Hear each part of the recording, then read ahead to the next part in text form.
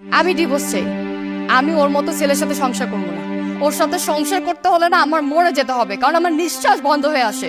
ওকে divorce দিয়ে আমি শান্তিতে বাঁচতে চাই। হ, আমার মেয়ে বাঁচতে চায়।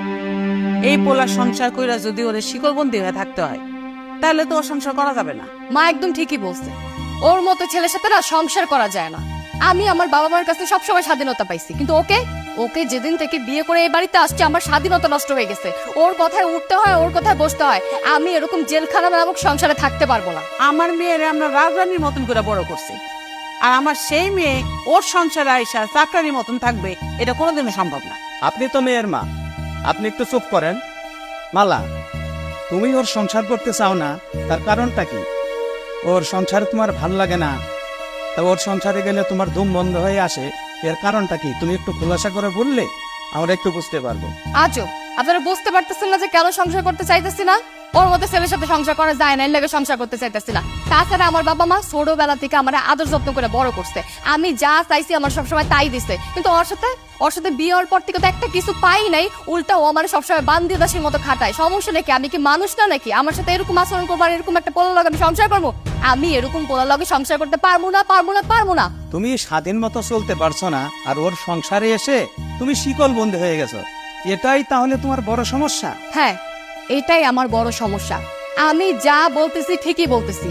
আজকের পর থেকে যদি ও আমার কথায় উঠে বসে, আমার কথা মতো যদি চলে, তাহলে আমি ওর সাথে সংসার করবো। ও যদি আমাকে স্বাধীনতা দেয় তাহলে, আর যদি না দেয় তাহলে ওর সাথে আমি সংসার করবো না। তোমার সাথে আর আমি কথা বাড়াতে চাই না, কারণ তোমার জ্ঞান বুদ্ধির অনেক অভাব। কি কাশেম ভাই, আপনার মেয়ে ডিভোর্স চায়, আপনার স্ত্রী সে আপনার মেয়ের পক্ষেই কথা বলে, তাহলে আপনিও কিছু আপনার মেয়ের পক্ষে বলেন, আমরা সবাই শুনি।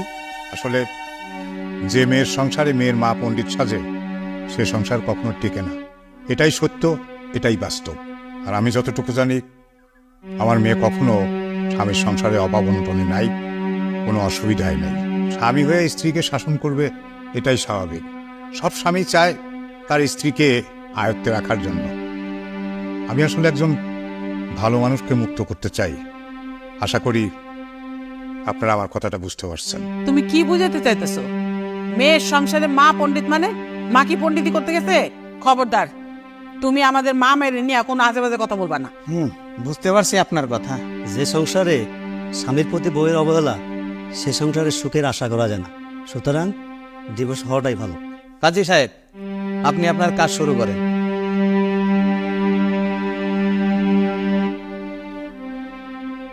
1 মিনিট মাতবর সাহেব, ডিভোর্স হওয়ার আগে আমি কিছু কথা বলতে চাই। আসলে একটা মেয়ে ভাগ্যবতী তখনই হয়